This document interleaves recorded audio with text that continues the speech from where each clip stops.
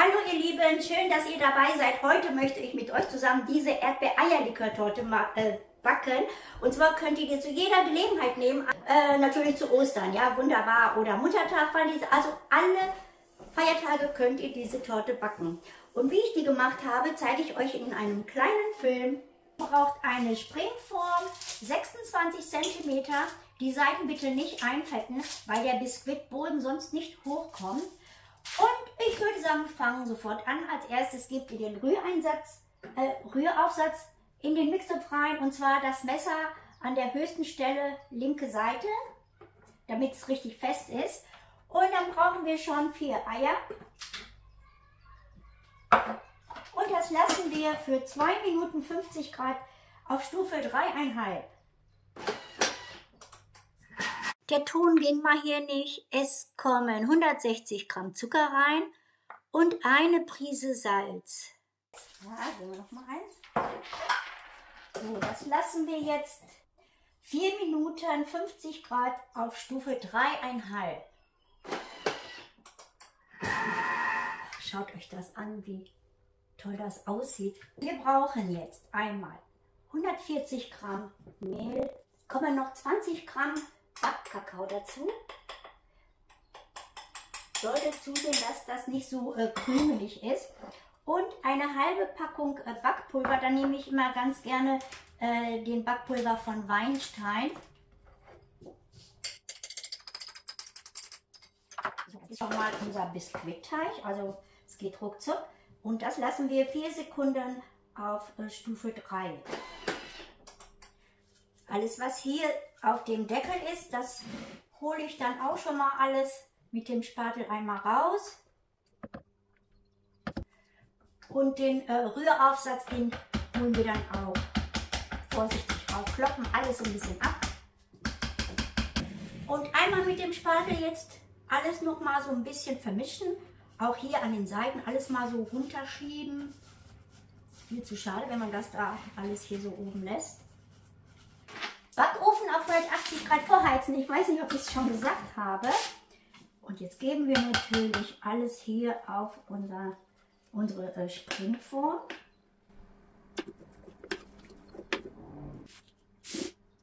Jetzt einmal ein bisschen schütteln, das Ganze. So überall das hinkommt. Und so geht das jetzt in den Backofen. Und zwar für 25 Minuten. In der Zeit, wo der Boden abkühlt, machen wir uns an die Füllung. Und dazu brauchen wir erstmal Naturjoghurt. Magerquark brauchen wir 250 Gramm.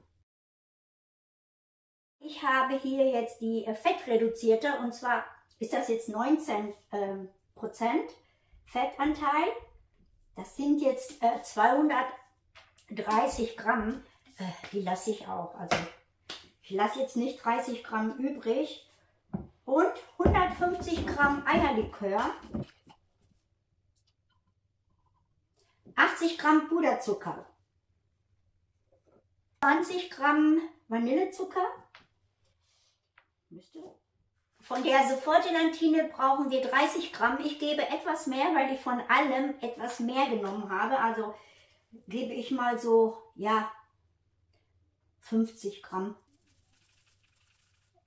Das wird jetzt einmal nur so ein bisschen umgerührt.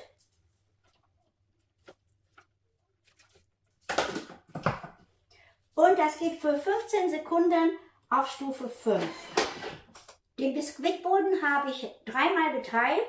Und ich nehme das obere Stück und gebe das umgekehrt auf meine Tortenplatte drauf. Und stelle das jetzt erstmal an die Seite.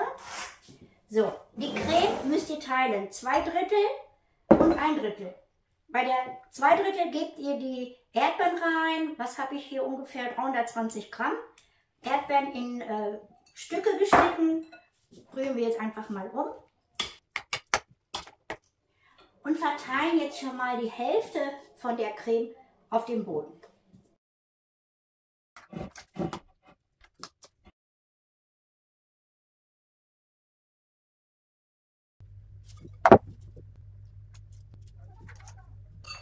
Und jetzt kommt der letzte Boden drauf. Und den drehe ich um, damit die glatte Seite oben ist.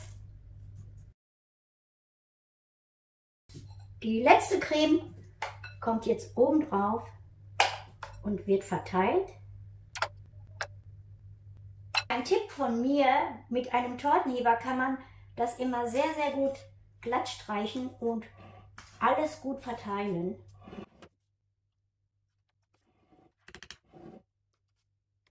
Die Torte jetzt über Nacht in den Kühlschrank stellen, damit die wirklich gut fest wird. Und morgen machen wir dann die Erdbeeren oben drauf und noch etwas Eierlikör. Also würde ich sagen, bis morgen. Ich habe den jetzt gerade aus dem Kühlschrank geholt und gebe jetzt die Erdbeeren einfach so oben drauf. Kann ruhig durcheinander sein. Es muss nicht so super schön ordentlich sein.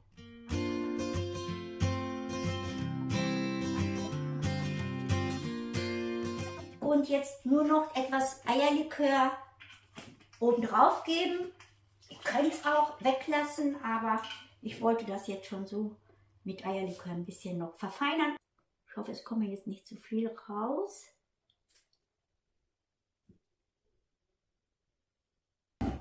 Und so gebe ich den jetzt nochmal in den Kühlschrank und später kommt dann der Anschnitt. So sieht der Kuchen aus. Was ich sagen möchte ist, jeden Boden mit etwas Backpulver, das saugt so ein bisschen die Flüssigkeit auf. Kann ich als Tipp weitergeben.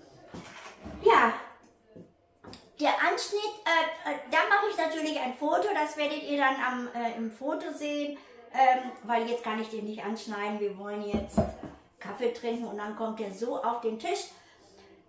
Ich möchte mich verabschieden und hoffe, dass mein Filmchen euch gefallen hat. Auf Daumen hoch freue ich mich und natürlich auf eure Kommentare sowieso. Wünsche euch allen einen wunderschönen Tag und sage Tschüss, bis zum nächsten Mal.